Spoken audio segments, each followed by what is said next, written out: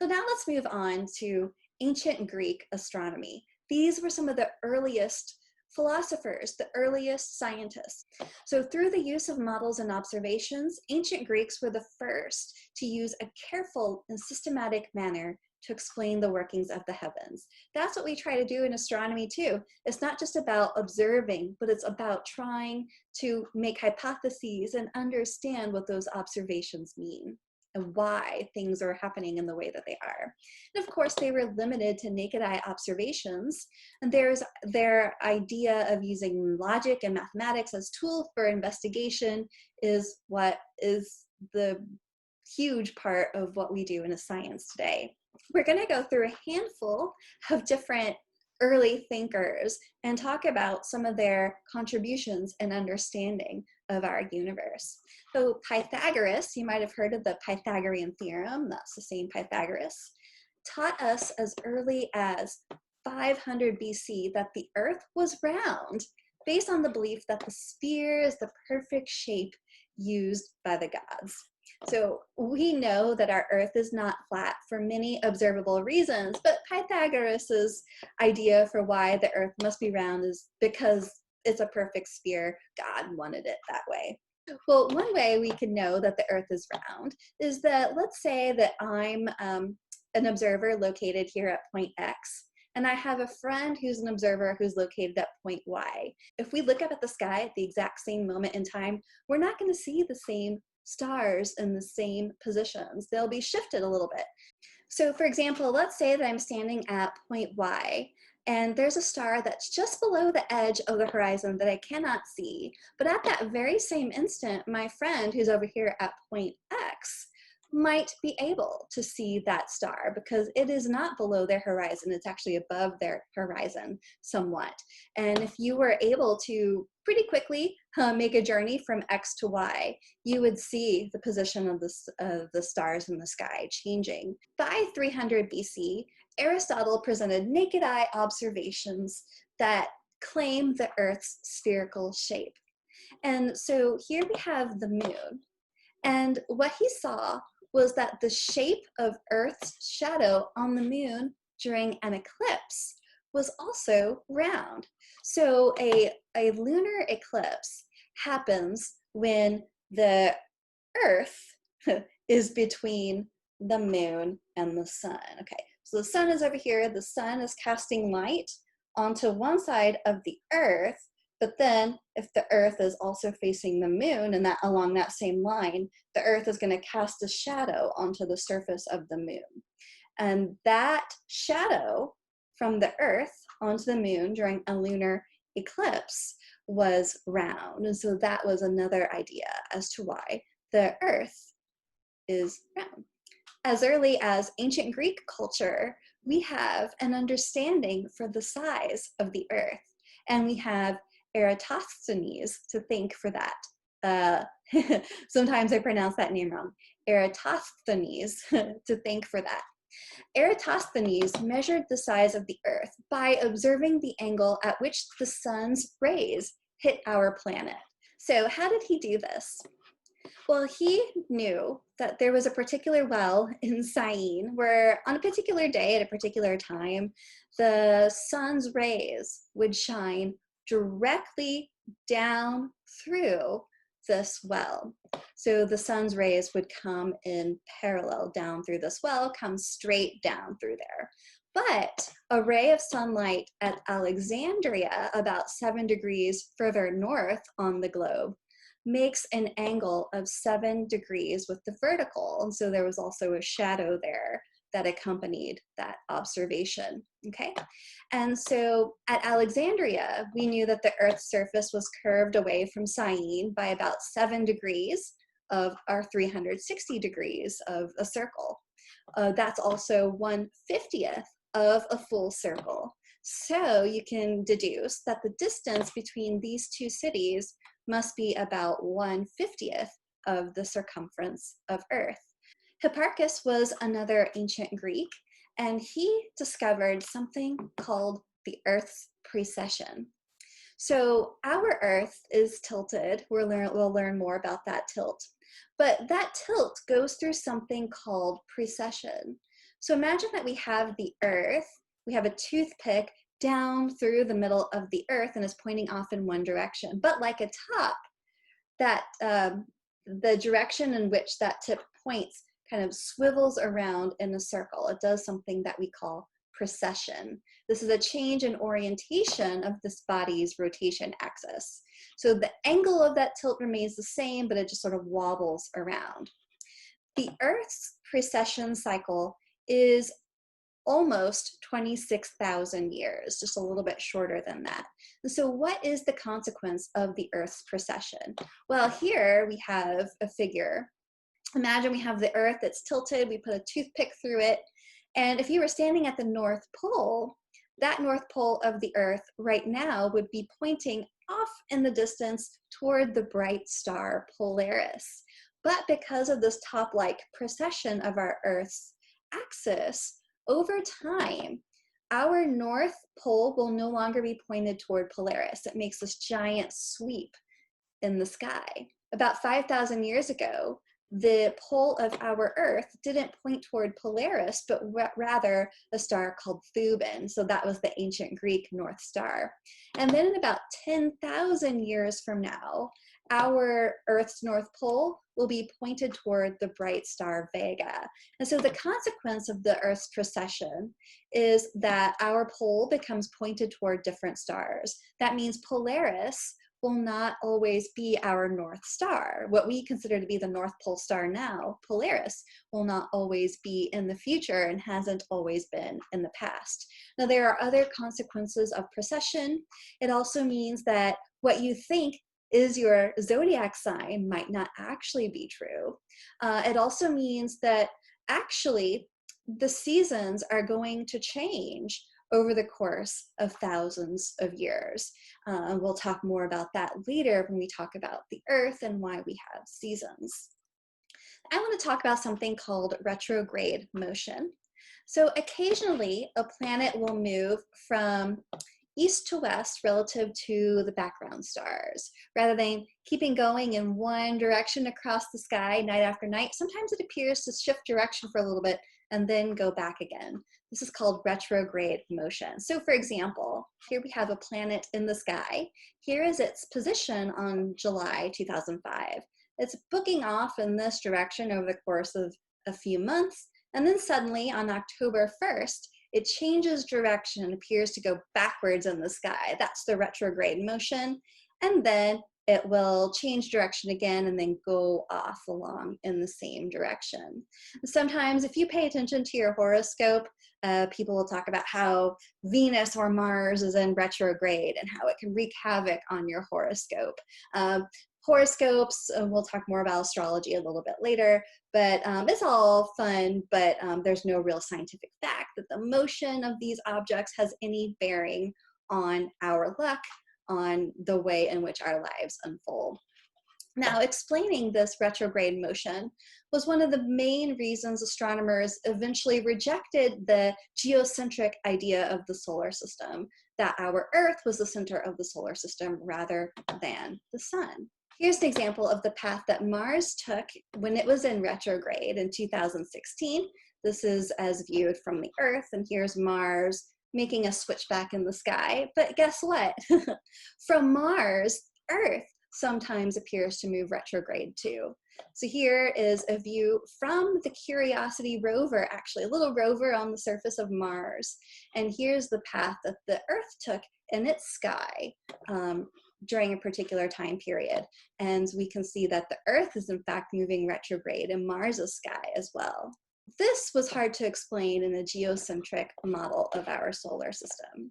But when you think about when you were younger, maybe it made sense for you to think that we were stationary on the Earth and that the sky was moving above us. That's a really intuitive way to try to understand what's going on above us in our night sky. Because of the general east-west motion of these objects in our sky, that's why, one reason why geocentric theories for our solar system were favored for a while.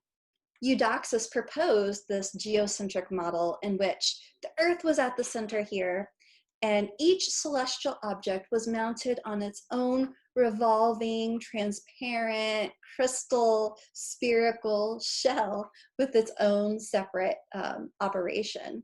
And so it made sense then that the faster an object moved in the sky, the smaller was the corresponding sphere on which it was mounted in this model.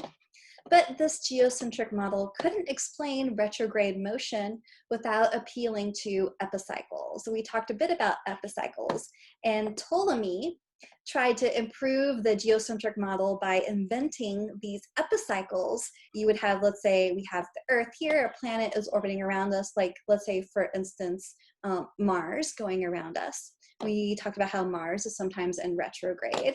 And in order to explain that retrograde motion, here is a path in which the planet would travel, but mounted on that path is a smaller circle. So the planet would orbit on that little circle, but also would progress forward in time as it does this to create these little like curly Q shaped orbits. That's kind of a contrived way of trying to explain things. So why does it look like objects are in retrograde in our sky? Well, this figure explains that a little bit better. And so here we have our Earth's orbit around the sun, and here we have, let's say, Mars's orbit around the sun. Okay, here we are at point A, and if we look at that same time to see the position of Mars in the sky, and we map that onto the background stars. That's what we see right here. And then we progress forward to point B, and at that same time, when we're at point B, Mars is over here at point B, and we project that onto the background stars. It looks like Mars is right here. But we on Earth are moving around the sun much, much quicker than Mars is moving around the sun. So because of that, sometimes it looks like we are kind of catching up, essentially, with Mars in the sky. And when we move on to point C here, at that same time, look at the position of Mars, kind of looks like Mars has sort of switched back and is kind of at a standstill in the sky. And then we move forward, we're moving around the sun much faster than Mars is because we're closer to the sun. And so we book it over here to point D, and Mars still hasn't moved very far in its orbit around the sun in that same time. And so then here it is at point D. So it's kind of like we've zipped past Mars on our way around the sun. It looks like Mars is lagging behind a little bit when projected onto the background stars. Now we move on to astronomy in the Renaissance. And then we come to Copernicus, who lived from 1473 to 1543.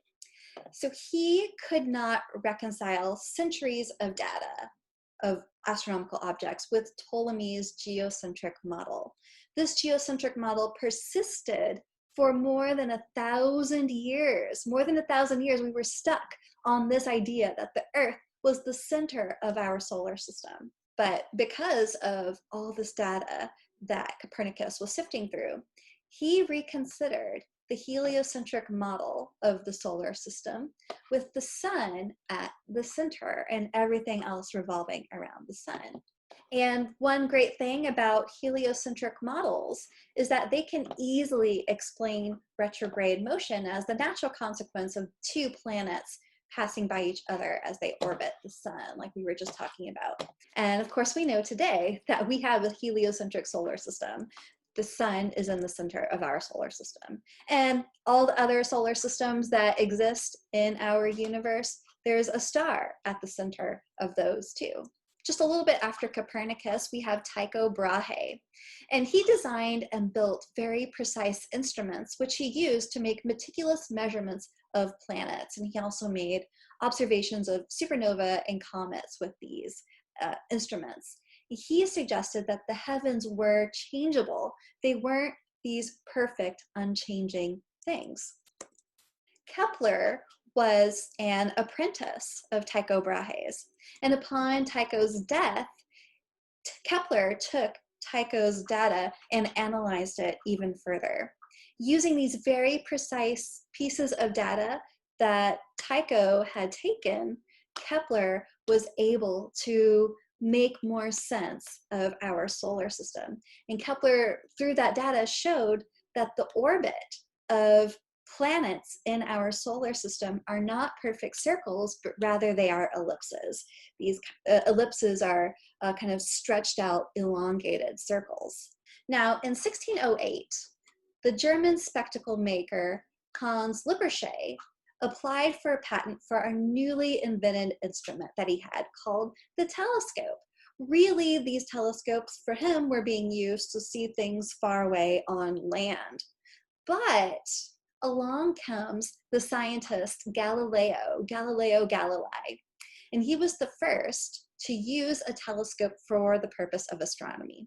He wasn't the first to invent a telescope, but he was the first person, we think, or at least one of the first people to take these telescopes and look up at the sky with them and use that to study things beyond our planet. So with the telescope, turning it to the heavens, Galileo discovered a wealth of information that kind of changes our understanding of the universe. Just by turning that telescope skyward, we open a whole new way to study space.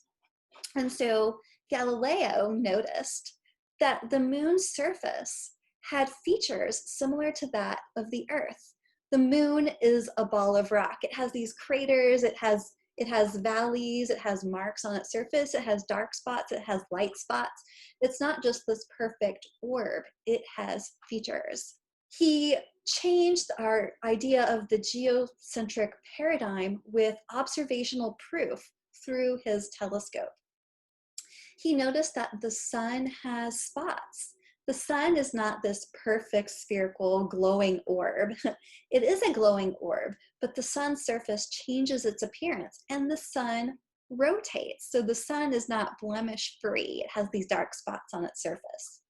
He noticed that Jupiter has 4 objects orbiting it. These objects are moons, and these moons are not circling the Earth. That's a really important piece of information. These moons are circling around Jupiter, which means that there are things in our sky that are not circling around the Earth in particular. They're circling around other things that we see. So that kind of changes the idea that everything revolves around the Earth, okay?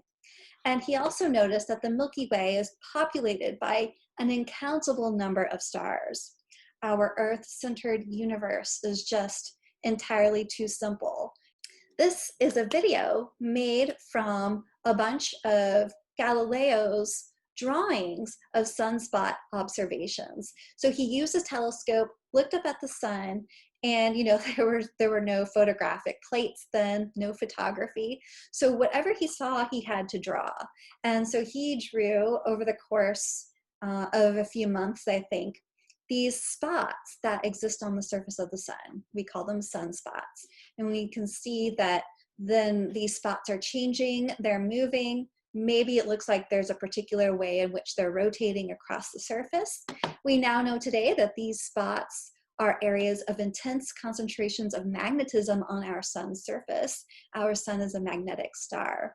But for a long time, it was thought that the sun was this perfect, pristine thing. And we find here that, in fact, it is not. And one more piece of evidence for our heliocentric model of the solar system comes from Galileo when he observed Venus. So he observed that Venus goes through a full phase cycle, just like our moon goes through cycles in its shape and its phase. Sometimes the moon appears to be fully lit up by the sun. We call that the full moon. Sometimes it's partially lit up by the sun. He noticed that Venus does that too. And you can only notice that if Venus is orbiting around the sun. And so from our perspective here on the Earth, when Venus is kind of between us and the sun, we see the dark side of Venus. But when Venus moves around in its orbit, and let's say when it gets close to being on the opposite side of the sun from the Earth, then Venus gets fully lit up by the sun and from our perspective, and then it goes around again. So the surface of Venus is constantly going through phase as it orbits around the sun. And he noticed that too. Again, something that can only happen if Venus is orbiting around the sun, not orbiting around the Earth. So that's another big kick in the butt for the geocentric model of our solar system. And then we have Isaac Newton. So very important, especially to physics. I'm a physicist too, so very important to us. Newton was born in 1642. He was born the year that Galileo died. He pioneered modern studies of motion. We have Newton's three laws, which we'll talk about. He studied optics, which is how light gets bent by objects.